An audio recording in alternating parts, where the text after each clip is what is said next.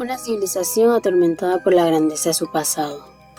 Quizás esa sea la mejor forma de describir a la Italia del siglo XIV. Los italianos vivían rodeados por los vestigios del Imperio Romano. No eran ruinas escondidas ni monumentos olvidados. Formaban parte de su vida cotidiana. El Coliseo seguía imponiéndose sobre Roma. Los acueductos continuaban atravesando el paisaje. Y al construir una casa o abrir una calle, era común encontrar columnas, esculturas o inscripciones en latín enterradas bajo la tierra. Cada una de aquellas piedras parecía lanzar la misma pregunta: ¿cómo fue posible que nuestros antepasados construyeran una civilización tan extraordinaria? Porque no hablaban de un reino cualquiera, hablaban del Imperio Romano, una potencia que había dominado el Mediterráneo durante siglos, levantado ciudades monumentales, desarrollado un sistema legal como inspira a Europa, y producido a algunos de los filósofos, escritores e ingenieros más brillantes de la antigüedad. La comparación era inevitable, y también dolorosa. ¿Cómo era posible que los descendientes de aquella civilización vivieran entre las ruinas de su propio esplendor? Aquella pregunta dejó de ser una simple curiosidad histórica. Poco a poco se convirtió en una obsesión intelectual. Muchos comenzaron a pensar que la grandeza de Roma no había nacido únicamente en su ejército. Detrás de su conquista existía algo más poderoso, una cultura que valoraba la educación, la filosofía, el derecho, la literatura y la capacidad del ser humano para comprender el mundo mediante la razón. Si querían recuperar aquella grandeza, primero debían entender qué la había hecho posible.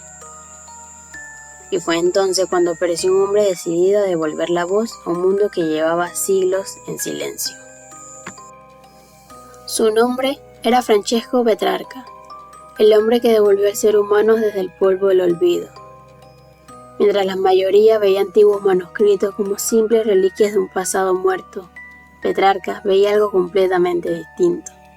Estaba convencido de que la respuesta que necesitaba su tiempo no se encontraba únicamente en los debates de las universidades medievales, sino también en las páginas olvidadas de la antigüedad.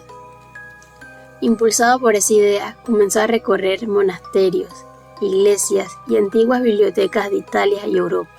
Allí, entre estanterías abandonadas y pergaminos cubiertos de polvo, buscó inalcanzablemente obras que llevaban siglos sin ser leídas. No buscaba oro, no buscaba tesoro, buscaba voces. Y cuando encontró las cartas de Cicerón, las obras de Virgilio o los escritos de Seneca, sintió que aquellos hombres no estaban realmente muertos. Sus ideas seguían vivas, esperando a que alguien volviera a escucharlas. Petrarca no leía aquellos textos por simple curiosidad. Los estudiaba porque creía que podían responder la gran pregunta que atormentaba a Italia. ¿Qué había hecho tan grande a Roma? La respuesta, pensaba él, que no estaba solamente en sus legiones ni en su conquista.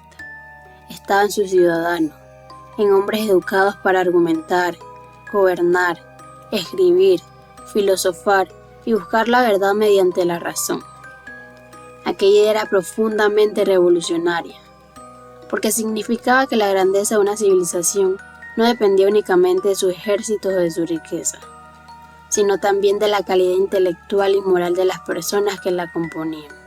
Así, casi sin proponérselo, Petrarca comenzó una revolución silenciosa, una revolución que no empezó con espadas ni con coronas. Empezó con libros, con preguntas y con la firme convicción de que el futuro de Italia solo podía construirse si primero aprendía a conversar, una vez más, con los gigantes de su pasado. Aquel movimiento recibiría un nombre que cambiaría para siempre la historia de Occidente: el humanismo.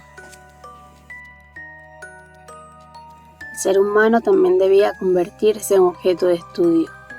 Hasta entonces, gran parte del conocimiento giraba alrededor de Dios y de la teología. El propósito principal de las universidades medievales era comprender las escrituras y explicar el mundo desde una perspectiva religiosa. Los humanistas no rechazaron esa visión.